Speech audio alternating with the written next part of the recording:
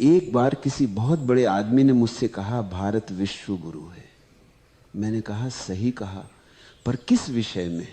वो थोड़ा असमंजस में पड़ गया। मैंने कहा, भारत मूर्खता का भी गुरु है। यहां लोग भगवानों से नहीं सीखते, उनकी मूर्तियां बनाना सीखते हैं। यह देश उस कला में पारंगत है कि किसी भी जीवित सत्य को मृत प्रतीक में बदल दे। राम आए, कृष्ण आए, बुद्ध आए, महावीर आए, नानक, कबीर, मीरा, दयानंद, विवेकानंद सैकड़ों आए और चले गए।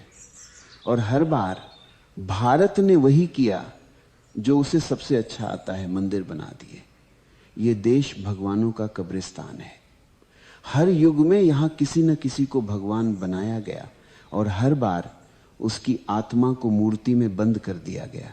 हमने कभी किसी भगवान को समझा नहीं, हमने केवल उन्हें सजाया है। हमारी पूजा समझ से नहीं, डर से पैदा हुई है। हम वह देश हैं जो भगवानों से प्यार नहीं करता, बल्कि भगवानों की कहानियों से प्रेम करता है। हमने हर भगवान को कथा बना दिया, क्योंकि कथा सुनना आसान है, सत्य को जीना कठिन है। तुम देखो ना, राम ने कहा धर्म वह है जो भीतर से उपजे। भारत ने कहा धर्म वह है जो बाहर से मिले। कृष्ण ने कहा कर्म करो और फल की चिंता मत करो। भारत ने कहा फल ही तो सब कुछ है। बुद्ध ने कहा ध्यान में जाओ। भारत ने कहा ध्यान बाद में, पहले मूर्ति बनाओ। महावीर ने कहा मौन बनो। भारत ने कहा मौन भी घोषित कर दो कि हम मौन हैं। जिस देश में लोग अपने मौन की घोषणा करते हैं, वहां मौन कभी नहीं उतर सकता। भारत अजीब देश है। यहां भगवान तो आते हैं, लेकिन भगवान को कोई जगह नहीं मिलती। हर बार जब कोई जागा हुआ आता है तो भीड़ उसे नकार देती है, कभी उसे पत्थर मारती है, कभी उसे विवादास्पद कहकर किनारे कर देती है। और जब वो चला जाता है तो उसी के नाम पर संस्था बना देती है, क्योंकि संस्था सुरक्षित है। वो सवाल न ही पूछती। तुम्हें पता है भारत की सबसे बड़ी कला क्या है? यह किसी भी सत्य को कब्र में बदलने की कला है। कोई भी जीवित सत्य यहां ज्यादा देर नहीं रह सकता। यहां जो बोलता है उसे चुप करा दिया जाता है, जो नहीं बोलता उसे देवता बना दिया जाता है। और हम वही करते जा रहे हैं। जो मर गया वही पूजनीय हो गया, जो जीवित है उससे हमें खतरा है। बुद्ध के समय में बुद्ध को गालियां दी गई, महावीर को पागल कहा गया, नानक को अजनबी और कबीर को नास्तिक। और जब वे मर गए तो सबने कहा देखो हमारे भगवान। कभी सोचा है इतने भगवानों के बावजूद इस देश की हालत ऐसी क्यों है? क्यों हर मंदिर के बाहर भिखारी बैठा है? क्यों हर गली में एक पुजारी और 100 डरते हुए लोग हैं? क्यों हर आदमी पूजा करता है और फिर चोरी भी करता है? क्योंकि ये देश धार्मिक है पर आध्यात्मिक नहीं। ये देश पूजा करना जानता है पर परिवर्तन नहीं।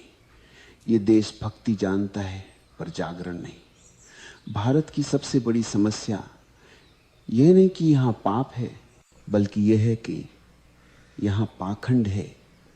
यहां जो पाप करता है वह भी धर्म की भाषा में बोलता है। यहां जो लूटता है वह भी मंदिर में दान देता है। यहां जो हत्या करता है वह भी शास्त्र पढ़ता है। हमारे यहां धर्म इतना सस्ता हो गया है कि उसे हर गली में खरीदा जा सकता है। बस थोड़ी माला, थोड़ी धूप, थोड़ा नारियल और फिर तुम भगवान के प्रिय बन गए।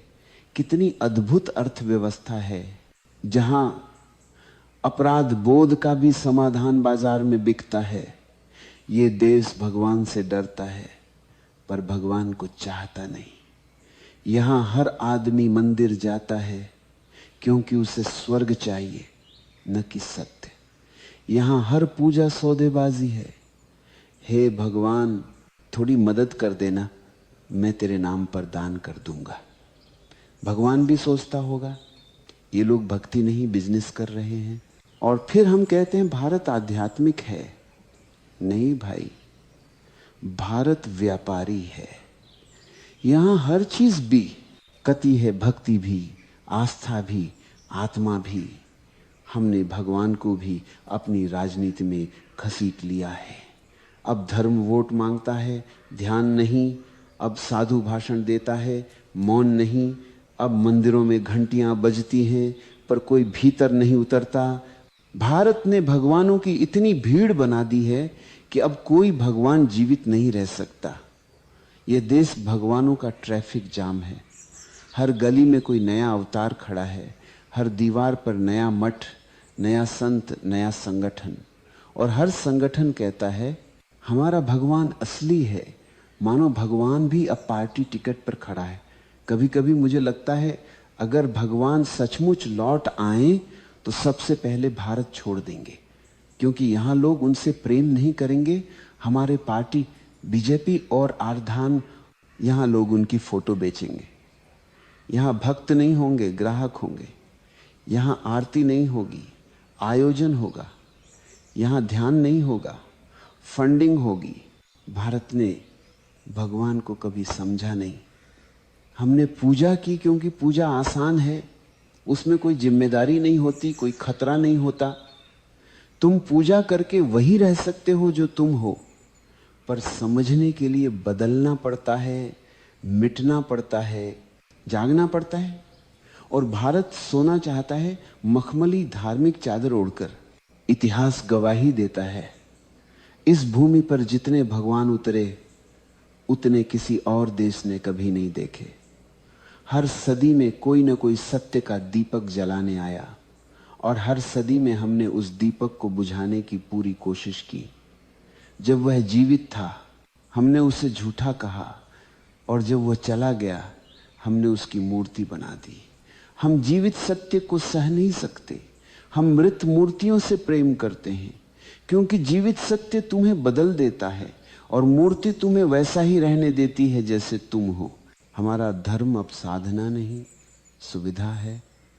हमारे मंदिर अब मौन नहीं, बाजार हैं जहाँ पूजा बिकती है, जहाँ मोक्ष की किस्तें जमा की जा सकती हैं।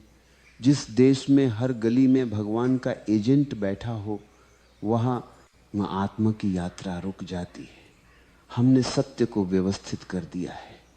धर्म अब एक संस्था है जिसमें प्रवेश तो है पर जागरण नहीं, जहाँ लाउड स्पीकर है पर मौन नहीं, जहाँ आरती है पर आस्था नहीं, जहाँ व्रत है पर विवेक नहीं। जिस देश में सत्य को शास्त्र में बदल दिया गया, वहाँ सत्य अब केवल पाठ्यक्रम बन गया है। लोग ग्रंथ याद करते हैं पर सत्य को जीते नहीं। वे चर्चा करते हैं कि कौन सा भगवान बड़ा है, पर अपने भीतर की नींद को देखने का साहस किसी में नहीं। कभी सोचा है जिस देश में ध्यान की खोज हुई, योग जन्मा, फिर भी हर आदमी बेचैन क्यों है? हर चेहरा थका हुआ क्यों दिखता है? हर मन भय से भरा हुआ क्यों है? क्योंकि हमने ध्यान को व्यवहार बना दिया है, अनुभव नहीं। अब ध्यान भी प्रदर्शन है। लोग कहते हैं मैं रोज 2 घंटे